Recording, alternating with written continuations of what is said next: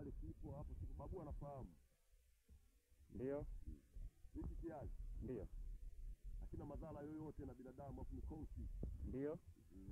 Upatikanaji wa hiki kiazi. Ndio. Goma. Ndio. Kwa Ruvuma. Ndio. Wilaya ile ya Namtumbo. Ndio. Masasi. Ndio.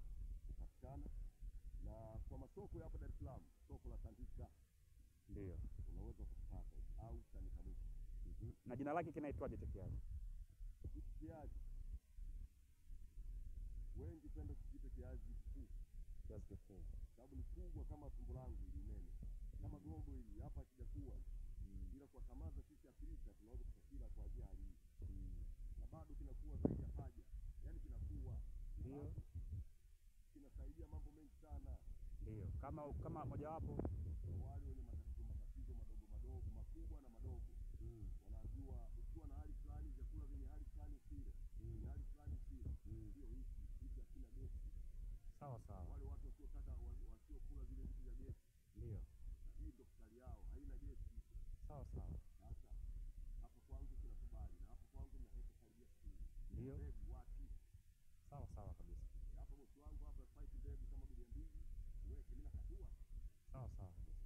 Kwa hiyo hapo mtu akikuhitaji kukupata kwa mawasiliano zaidi atakupataje? Hem, tuambie namba yake ya simu ili kama mtu ana shida kulimiwa, kuwekewa sawa, kuwekewa heka yake sawa ili apande hiyo mbegu, anakupataje? Ndio. Nirudie tena namba msikilizaji aielewe kwa umakini.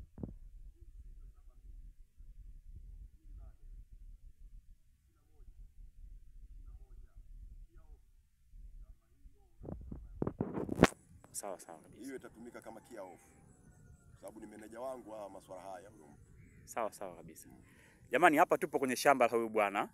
Hili lote tunaloliona ni shamba lake ambalo analihudumia, analima. Wanasema mzarau tende huota si kitu gani. Mzarau mwiba huota tende. Kwa hiyo hapa analima. Sio hapa tu, kuna mpaka kule juu unaona. Hii sehemu yote analima huyu bwana. Na hapa ndo anaandaa tena hichi kiazi kikuu. Huyu bwana anakiandaa kiazi kikuu kwa ajili ya soko. Una sukari, una sijui nini, achana madawa ya kizungu. Tafute huyo, namba zipo hapo. Ukimpata huyo bwana, mnafanya biashara, anakusetia heka yako moja, unalimiwa, unawekewa mbegu, hata kwenye mandoo, kilimo cha kisasa ina maana. Hata kwenye mandoo, anakulimia vizuri na unafanikisha zoezi lako, basi unaenjoy. Karibuni sana, asanteni sana.